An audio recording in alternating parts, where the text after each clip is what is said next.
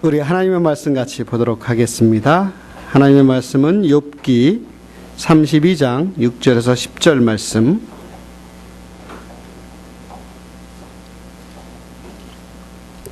제가 한 절 읽고요, 또 여러분들이 한 절 읽고 10절까지 교독하도록 합니다. 부스 사람 바라겔의 아들 엘리후가 대답하여 이르되, 나는 연소하고 당신들은 연로함으로 뒷전에서 나의 의견을 감히 내놓지 못하였노라. 내가 말하기를 나이가 많은 자가 말할 것이요 연륜이 많은 자가 지혜를 가르칠 것이라 하였노라. 그러나 사람의 속에는 영이 있고 전능자의 숨결이 사람에게 깨달음을 주시나니, 어른이라고 지혜롭거나 노인이라고 자기를 깨닫는 것이 아니니라. 함께합니다. 그러므로 내가 말하노니 내 말을 들으라. 나도 내 의견을 말하리라. 예, 오늘은 마음을 터치해주는 사람이라고 하는 제목으로 욥기 32장 6절에서 10절 말씀을 중심으로 해서 욥기의 31장, 32장, 32장의 전체적인 배경으로 같이 말씀을 좀 나누도록 하겠습니다. 지금 시대를 많은 사람들이 표현하기를 하이테크 시대라고 이야기합니다. 비근한 예로 우리가 컴퓨터를 시작으로 해서요, 우리 손에는 무엇이 주어져 있죠? 스마트폰이라고 하는, 이 스마트폰을 한 가지만 가지고 있으면 안 되는 게 없더라고요. 은행 업무까지 다 보고, 심지어는 내 생활 태도나 습관도 이렇게 기록이 돼가지고 건강관리까지 하게 되는, 또 지구상의 어느 곳에나 일어나는 사건, 사고 소식을 다 알 수 있는 것이 스마트폰의 기능입니다. 그래서 손가락 하나만 가지면은요, 거의 모든 것이 가능한 시대가 되어져 버렸습니다. 손가락 하나 잘못 딱 누르면 재산이 날아갑니다. 그래서 이 시대를 하이테크 시대라고 그렇게 이야기합니다. 이렇게 기술 문명이 아주 잘 발달되어진 하이텍 시대를 살아가는 우리들에게 미래학자로 유명한 존 네이스비트라고 하는 사람이 이렇게 경고의 말씀을 합니다. 우리 삶에 더 많은 하이테크, 즉 첨단 기술을 도입할수록 우리는 더 많은 하이터치, 고감성을 갈망하게 된다라고 그렇게 이야기합니다.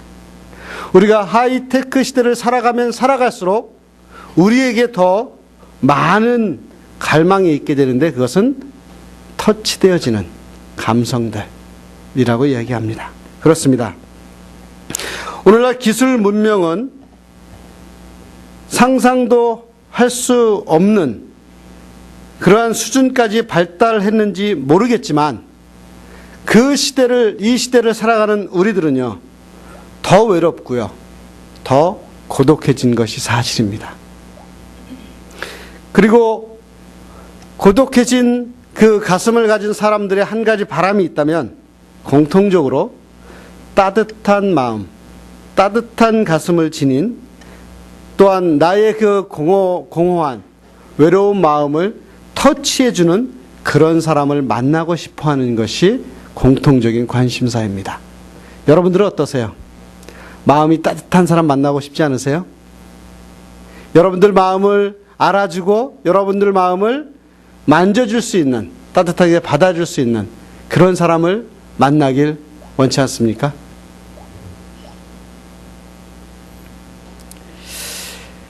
또한 우리가 이렇게 마음을 터치해주는 그런 사람을 만나는 것도 중요하지만, 저는 바라기는 저와 여러분들이 다른 사람들의 마음을 터치해줄 수 있는 그런 따뜻한 마음의 소유자가 되기를 주의 이름으로 축원합니다.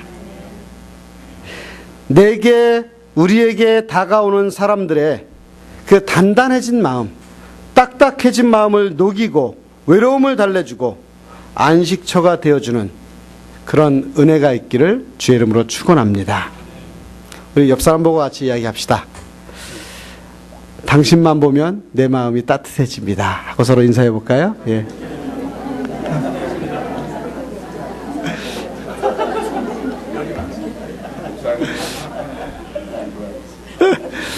왜 은하자매하고 광수형제 둘이 부부가 안 해요?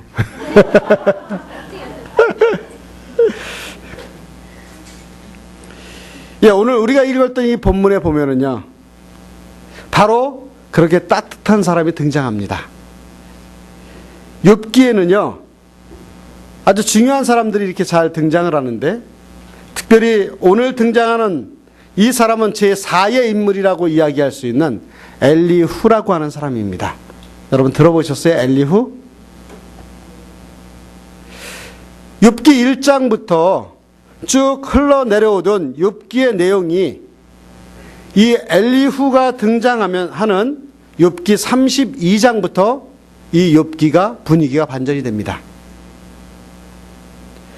엘리후는 그동안 친구들로부터 너무나 가혹한 공격과 상처와 아픔을 받아가지고 마음이 꽁꽁 닫혀버렸던 욥의 마음을 열게 만든 아주 훌륭한 사람입니다. 상담자였습니다.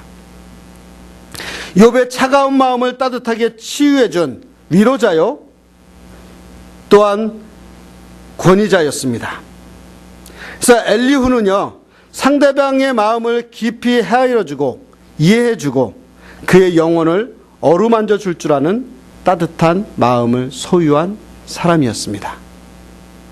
우리가 잘 아는 대로 2장 이후로, 욥기 2장 이후로 나오는 욥의 세 친구 빌닷과 소발과 엘리바스는요, 이 고통을 당하고 있는 욥을 향해서 거침없는 하이킥으로 언어 폭력을 일삼습니다. 고통을 당하고 있는, 고난을 당하고 있는 욥에게 위로는커녕 거봐, 네가 잘못한 게 있으니까 그런 꼴을 당하지. 네가 잘못해서 하나님께서 벌 받아서 지금 네가 이렇게 어려운 거다 라고 그렇게 비난과 책망과 저주를 고난당하고 있는 욥에게 쏟아붓습니다. 더군다나 모르는 사람도 아니고요, 욥의 친구였습니다. 그래서 욥은 그 친구들과 어려움 속에서도 이제 논쟁하며 그의 가슴은 만신창이가 되어져 버렸습니다. 그런데 이때 그렇게 어려움을 당하고 있던 욥에게 혜성과 같이 등장한 엘리후가 찢어질 대로 찢어진 욥의 가슴을, 그 마음을 터치해 주므로 얼어붙었던 욥의 가슴이, 욥의 마음이 눈 녹듯이 사르르 녹아내려 버린 것입니다. 특히 욥기 36장을 보면 욥에게 엘리후가 이런 말을 합니다. 성경에도 보면 욥보다는 엘리후가 동생이었었어요. 그래서 이렇게 이야기했을 것 같아요. 욥 형님, 당신이 당하고 있는 그 고통의 배후에는 당신을 복되게 하시는 사랑의 하나님이 섭리하고 계신 걸 잊지 마십시오. 지금은 힘들고 지금은 고통스럽지만 그러나 당신의 고통 그 뒷면에 오늘도 살아계셔서 사랑과 긍휼로 섭리하고 계신, 그래서 더 좋은 것을 예비하고 계실 그 하나님을 잊지 마십시오. 참 기가 막힌 말 아닙니까? 엘리후는 욥으로 하여금 다시 그 고난 속에서 하나님을 바라보게 합니다. 다시 그 하나님을 향해 마음을 열게 만든 장본인이 이 엘리후입니다. 엘리후가 얼마나 마음이 따뜻한 사람이었느냐 하면, 욥이요, 장장 욥기 32장부터 37장까지 이르는 약 한 6개 장에 흐르는 그 엄청난 양의 긴 이야기를 엘리후가 하고 있는데 욥이 그것에 대해서 한마디 대꾸도 안 해요. 그 전까지는 그 친구들과 계속 대꾸하고 논쟁하는데 그 긴 시간을 통해서 이야기를 하는데도 욥은 엘리후에게 한마디 대꾸도 하지 않습니다. 대꾸도 하지 않는다는 얘기 뭐예요? 그 이야기에 폭 빠져서 듣는 얘기잖아요. 그 말이 얼마나 위로가 되었으면, 얼마나 자기의 마음을 잘 알아주었으면, 그 따뜻한 마음을 느꼈으면 한마디 대꾸 없이 그 말을 그 장시간을 통해서 듣고 있겠냐는 얘기입니다. 여러분, 가만히 욥기 9절을 여러분들이 읽어보신 분들은 생각해 보면 욥기 2장부터 31장까지 계속 끊임없이 욥의 세 친구들과 욥이 공방전을 벌입니다. 악유를 벌여요.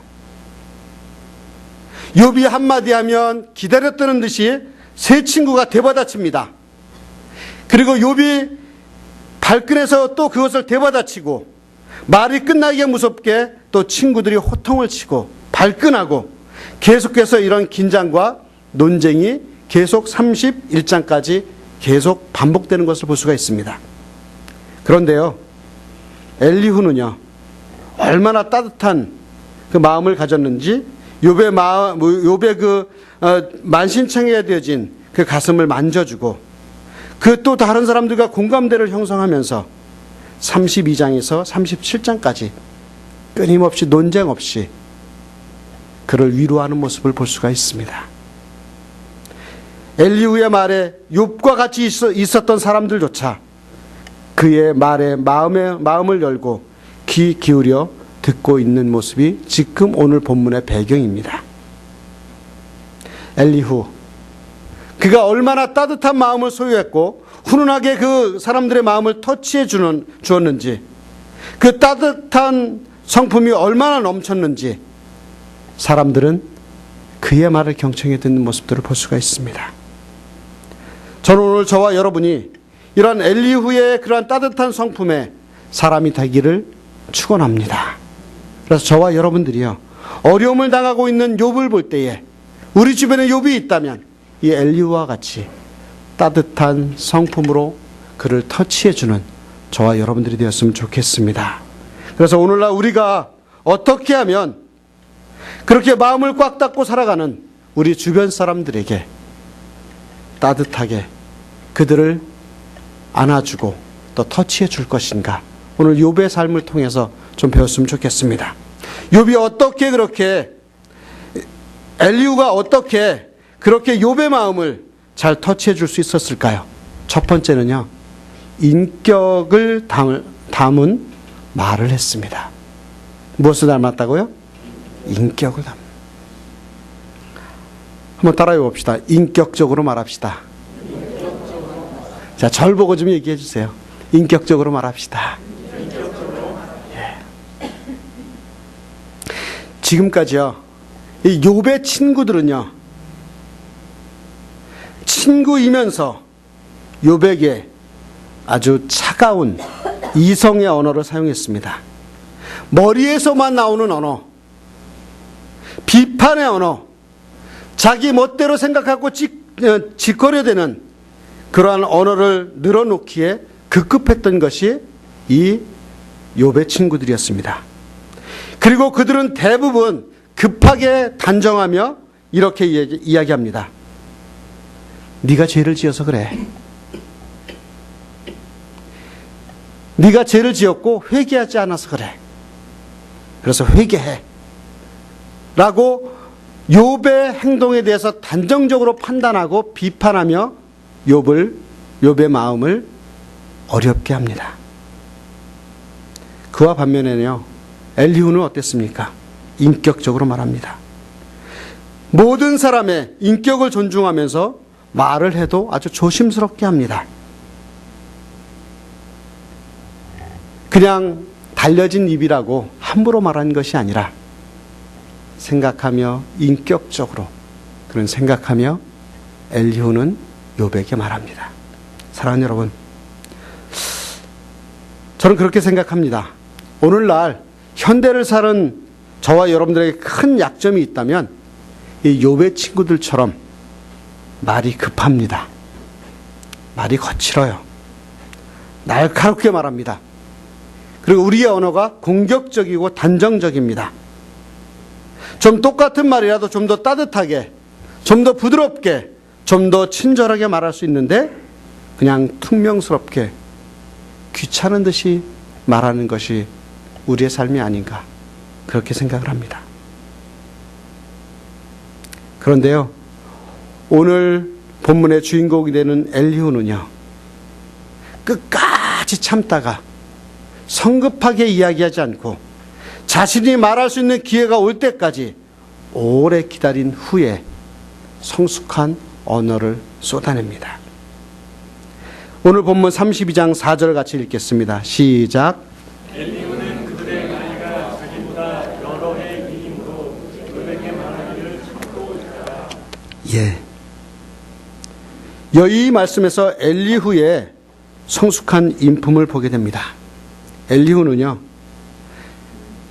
그 당시의 나이가 욥과 그 주변에 있는 사람보다 젊은 사람이었습니다. 그래서 다른 사람들의 말이 끝날 때까지 말하고 싶은데도 불구하고 꾹 참고 있었습니다. 여러분, 간혹 가다 보면 입이 방정이잖아요. 좀 참으면 괜찮았는데 그 새를 2초를 못 참아가지고 내뱉었다가 낭패 한두 번 보는 거 아니잖아요. 그리고 그 사람이 이야기할 때까지 꾸준히 기다려주고 그 다음에 이야기를 하는데 말 잘라먹기, 말 뚝뚝 끊어먹기 일쑤잖아요. 그리고 그 사람이 이야기하는 거 끝까지 들어주기에 너무 내 마음이 급해 있잖아요. 근데 엘리후는요, 그가 나이가 어렸고 젊었지만 끝까지 그 다른 사람이 하는 이야기를 들었다고 하는 것입니다. 참아줬다고 하는 것입니다. 참고 기다렸다고 하는 것이죠. 그리고 나서 끝까지 참을 만큼 참다가 10절에 어떤 이야기를 해요? 그러므로 내가 말하노니 내 말을 들으라. 나도 내 의견을 말하리라. 형님들, 이제 제가 한 말씀 해도 되겠습니까? 제 말씀 들어주십시오. 그러고 말을 했다는 것입니다. 그래서 엘리후는요, 그렇게 그 많은 사람들이 또 그 욥의 친구들이 욥에 대해서 비판하고 정죄하고 판단하고 결정 내리는 그 이야기를 들음에도 불구하고 한마디도 끼어들지 않아요. 부정적인 얘기 한마디도 하지 않습니다. 그리고 신중하게 그러면서 기다렸다가 오랫동안 기다렸다가 예의를 갖추어서 그는 이제 제가 한마디 해도 되겠습니까? 라고 인격적인 대화를 시작합니다. 그가요, 얼마나 상대방의 입장을 배려를 했냐면 조금 전에 말씀드렸듯이 2장부터 31장까지 계속해서 갑론을박을 하고 있는데도 불구하고 한 번도 그 속에 끼어들지 않습니다. 얼마나 말하고 싶었겠어요. 그런데 참습니다. 얼마나 답답했겠습니까? 그러나 꾹 참습니다. 그래서 모든 내용을 다 듣고 난 후에 그제서야 그는 자신의 의견을 이야기하는 그런 참아줄 줄 아는 그러한 사람의 됨됨이를 갖고 있었던 사람입니다. 사랑하는 여러분, 그렇습니다. 우리가 신앙생활 하면서요, 또 다른 사람과 관계 속에서 살아가면서 급하게 말할수록 그 말은 머리에서 나오고요, 천천히 이야기할수록 가슴에서 나옵니다. 그러나 대부분 머리에서 나오는 말 때문에 우리는 실수합니다. 여러분, 우리가 부부로 살아가잖아요. 부부싸움 하는 대부분의 요인이 뭐예요? 가슴에서 나오는 이야기보다는 머리에서 나오는 이야기를 하고 있기 때문에 그렇습니다.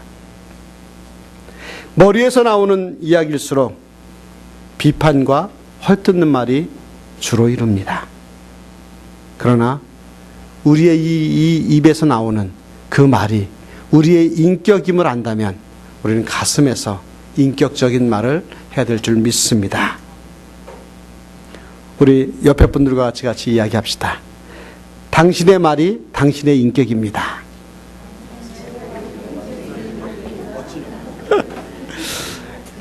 예, 당신의 말 하니까 여러분들 잘 실감이 안 되는데 다시 합시다. 옆에 분들 보고 나의 말이 나의 인격입니다.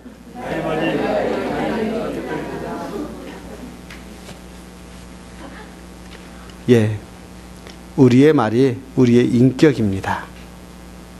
엘리후는 바로 욥에 대해서 그런 인격적인 말을 통해서 위로가 되었고 마음을 터치해 줬다고 하는 것입니다. 사람들, 상한 마음들 우리가 터치해 주기 위해선 우리의 인격적인 말이 가장 소중한 말인 줄 믿습니다. 두 번째요. 상대방 입장에서 감동을 받는 말을 해야 합니다. 사람이 살아가면서 중요한 것은요, 서로 입장을 바꿔놓고 생각하는 것이라고 생각합니다. 여러분 한번 입장 바꿔놓고 생각해 보세요. 지금 우리 여기 본당이 지금 많이 덥죠? 여러분들 지금 붙이고 그러는데, 그쵸? 많이 좀 더운데 저하고 입장을 좀 바꿔놓고 생각해 보세요. 저는 일어섰고요. 양복을 다 입었고요. 지금 여기 뒤에 등에 지금 땀이 나고 있어요. 그러니까 여러분들 좀 덥더라도 저랑 입장을 좀 바꿔놓고 생각해 보시죠. 우리가 입장을 바꿔놓고 생각하는 것이 굉장히 중요합니다. 그리고 더 중요한 것은요, 상대방의 입장에서 말을 하는 것이 더 중요합니다.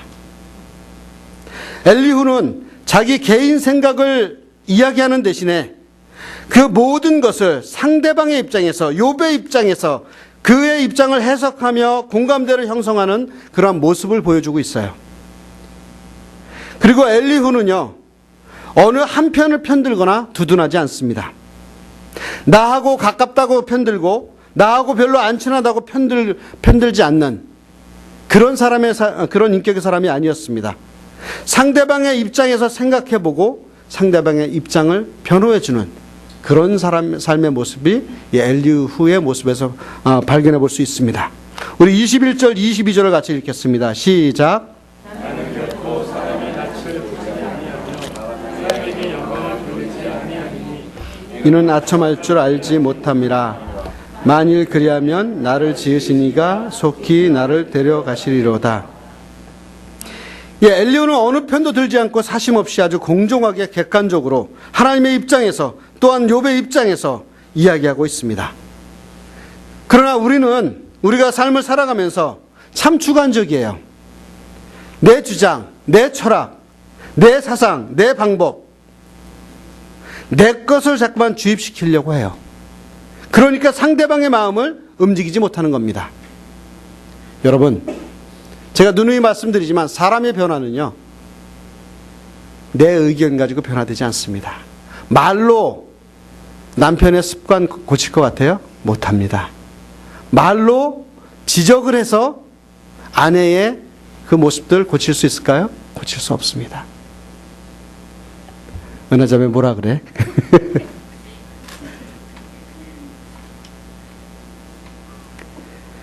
미성숙한 사람일수록 자기 주관적이고요. 성숙한 사람일수록 타인 중심적, 객관적입니다. 그런데 이 엘리후의 모습을 보니까요, 엘리후가 다른 세 친구들과 다른 점을 한 가지 보여주는 것이 하나 등장을 해요. 그것이 뭐냐면 8절 말씀입니다. 8절 같이 읽겠습니다. 시작.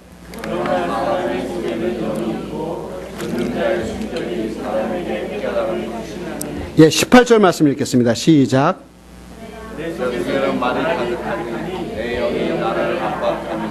예. 엘리후와 세 친구들이 근본적으로 다른 것이 있는데 무엇이냐면, 나는 누구를 책망하거나 누구를 가르치거나 누구를 탓하거나 그러기 위해서 말을 하는 것이 아니라 내 안에 있는 영이 나를 압박해서 말을 하는 것이다 라고 이야기하고 있어요. 무슨 이야기냐면, 당신들은 욥에 대해서 책망하고 가르치고 탓하고 있지만 그것은 당신들의 말이었지만, 내가 이제 욥에 대해서 이야기하는 것은, 당신에 대해서 이야기하는 것은 그렇게 내 뜻을 따라서 말하는 것이 아니라 내 안에 있는 영, 내 안에 있는 성령님, 그분이 나를 압박해서 그분이 나를 감동시켜서 말을 한다라고 이야기하고 있는 것입니다. 이 욥의 세 친구와 엘리후의 차이는 이것이에요. 욥의 세 친구는 그 욥에 대해서 그 당시에 갖고 있었던 도덕적인 또 율법적인 그런 잣대를 가지고 욥이 당하는 그 어려움에 대해서 고통에 대해서 판단하지만 엘리후는 내 안에 있는 영, 성령께서 나를 감동하심으로 인해서 주시는 그 말로 말한다라고 이야기하고 있는 것입니다. 엘리후는 욥을 책망하거나 가르치거나 바로 잡으려는 것이 아니라 욥의 상처와 아픔을 치유해 주고 싶은 그 뜨거운 하나님께서 주시는 감동의 마음으로 말을 하고 있는 것입니다. 가슴으로 소통하는 것이죠. 마음으로 소통하는 것이죠. 성령께서 주시는 그 심정을 가지고 이야기하고 있는 것입니다. 우리에게 따뜻한 마음을 터치해 줄 수 있는 것은 바로 그러한 말이라고 하는 거예요. 인간의 말이 아니라고 하는 것이죠. 율법적인 정죄가 아니라는 것입니다. 서양 격언에 그런 말이 있죠. 꿀 한 방울이 한 통의 쓸개즙보다 더 많은 파리를 잡는다. 그렇습니다, 여러분. 쓴 판단이나 쓴맛이 나는 비판이 사람들을 변화시키는 것이 아니라 한마디의 사랑의 언어, 인격의 언어가 사람을 변화시킬 줄 믿습니다. 그리고 그 마음을 터치해 줄 줄 믿습니다. 오늘날과 같은 무정한 시대, 이기적인 시대에 마음이 따뜻한 그 한 사람의 감동이 담긴 그 말 한마디가 필요한 시대인 줄 믿습니다. 현대인들은요, 가슴에 감동을 받고 싶어 합니다. 우리는 크리스천이다 보니까 참 유익한 말을 많이 해요. 좋은 말을 참 많이 해요. 그리고 자꾸 가르칩니다.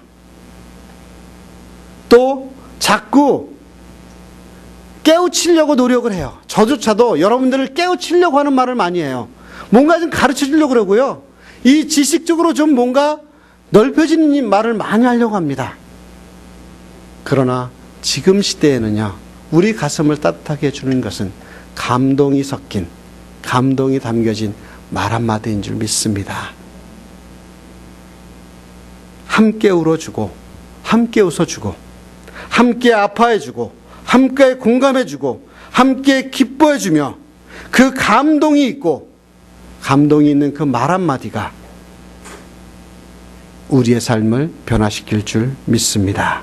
사랑하는 여러분, 내 주관적인 생각을 주입하는 것이 아니라 성령의 감동을 따라 함께 울고 함께 기뻐하는 그러한 공감을 통해서 하나님의 귀한 공동체를 이루어 가시는 저와 여러분들이 되었으면 좋겠습니다.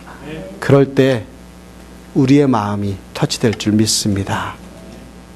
여러분, 혹시 우리 교회에 남모르고 또 생소한 처음 오시는 분들이 있다면 그냥 하시지 말고요, 마음을 터치해주는 그러한 교제를 통해서 하나님의 나라를 이루어갔으면 좋겠습니다. 마지막으로 세 번째요, 마음을 터치하는 사람은요, 미래의 희망을 담은 말을 해야 될 줄 믿습니다. 물론 욥의 세 친구들의 말이 틀린 말이 아니에요. 이성적으로 생각했을 때 옳은 말입니다. 맞는 말입니다. 그런데 그 말이 욥으로 하여금 좌절하게 하고 절망하게 합니다. 그들의 말이 맞는 것 같긴 한데 너무 이성적이에요. 너무 잔혹합니다. 지나치게 율법적이고 너무 현실적입니다. 그리고 그 욥을 향해서 하는 그 정죄, 그것이 언어 폭력으로 변합니다. 그러다 보니까 욥에게 위로는커녕 절망만 시킵니다. 그런데 엘리후의 말은 어떻습니까? 불안과 탈진 상태에 있던 욥에게 안정감을 갖다 줍니다. 신뢰감을 줍니다. 그리고 중요한 것은 거기서 끝나는 것이 아니라 미래인 하나님을 바라보게 합니다. 정죄하는 하나님이 아니라 사랑의 하나님을 확신시켜 줍니다. 새로운 희망을 품게 합니다. 그 말이 욥기 32장부터 37장까지 엘리후의 말을 통해서 전반적으로 흐르는 그 말의 흐름입니다. 엘리후는 욥으로 하여금 크고 좋으신 하나님을 바라보게 합니다. 모든 것을 회복시키시는 하나님을 갈망하도록 합니다. 욥기 33장 26절을 한번 같이 읽어보겠습니다. 시작. 그는 하나님께 기도함으로 하나님이 은혜를 베푸사 그로 말미암아 기뻐 외치며 하나님의 얼굴을 보게 하시고 그 사람에게 그의 공의를 회복시키느니라. 무슨 말이에요? 이렇게 표현해보죠. 욥 형님, 하나님이 형의 기도를 들어주셔서, 형님의 기도를 들어주셔서 그 은혜로 말미암아 다 회복시켜 주실 것입니다. 하나님을 기뻐하며 섬기실 수 있도록 다시 회복시켜 주실 것입니다. 라고 그렇게 엘리후가 욥에 대해서 위로합니다. 희망의 복음을 선포합니다. 그리고 욥기 37장 22절에 이렇게 이야기합니다. 북쪽에서는 황금 같은 빛이 나오고 하나님께는 두려운 위험이 있느니라. 이 말이 뭐예요? 형님, 지금의 형님의 형편이 어두운 북쪽 하늘 같지만 하나님이 찬란한 금빛 광채로 그 어두운 북쪽 하늘도 밝게 비춰 주실 것입니다. 그렇게 이야기하고 있는 거예요. 여러분, 오늘 우리에게도 이런 말씀이 임할 줄 믿습니다. 참 희망적이에요. 참 복음적입니다. 욥으로 하여금 미래의 회복을 기대케 하는 희망의 메시지였습니다. 그 말씀 한마디가, 그 위로의 말 한마디가 저는 추측컨대 욥의 마음에 터치해주는 그런 사랑의 회복의 한마디였을 줄 믿습니다. 사랑하는 여러분, 이 무더운 여름에 또 오늘 이 아침에 예배를 드리면서 또 하나님의 말씀을 나누면서 이제 여러분들과 제가 적용할 수 있는 말씀 한마디를 드리겠습니다. 우리가 어떻게 하면 다른 사람들에게 희망을 줄 수 있고 또 마음을 터치해 줄 수 있는 그런 말을 할 수 있을까요? 어떤 말을 해야 될까요? 저는 한 가지입니다. 축복의 말을 하십시오. 축복의 말을 하십시오. 욥의 세 친구들은 벌을 주는 말을 했다면 엘리후는 복을 주는 말을 했습니다. 욥을 축복했습니다. 욥기 32장 2절의 말씀에 보면 엘리후를 소개하기를 바라겔의 아들 엘리후라고 소개하고 있어요. 여기에서 바라겔의 아들이라고 이야기했는데 바라겔이라고 하는 이름의 뜻은 하나님이 축복하신다라고 하는 뜻입니다. 그리고 엘리후라고 하는 이름의 뜻은 그 하나님은 내 하나님이시다. 즉 이 이름의 뜻을 종합해 보면 나를 축복하신 하나님이 너도 축복하실 것이다 라고 하는 그런 의미로 유추해 볼 수가 있습니다. 이처럼 엘리후는 욥에게 최대한 축복의 말을 행했던 모습들을 볼 수가 있습니다. 저는 그렇게 생각합니다. 성령의 사람은요, 축복하는 사람입니다. 따라서 해봅시다. 성령의 사람은 축복하는 사람입니다. 우리 옆에 분들에게 축복했으면 좋겠어요. 당신을 주님의 이름으로 축복합니다. 한번 축복해 주세요.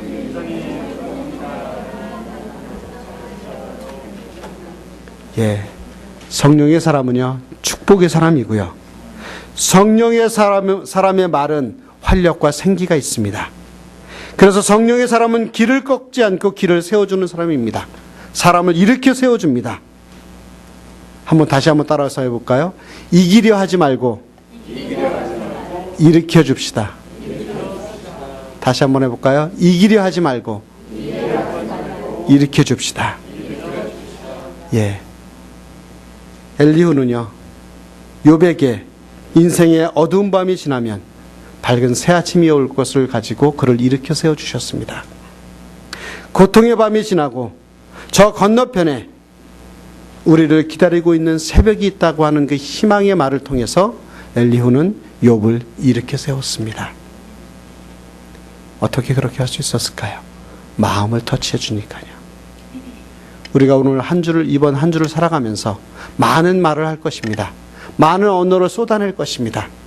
그러나 우리가 꼭 잊지 말아야 할 것은 상대방의 마음을 터치해 주어서 그 사람을 일으켜 세우는 엘리후가 되기를 주의 이름으로 축원합니다.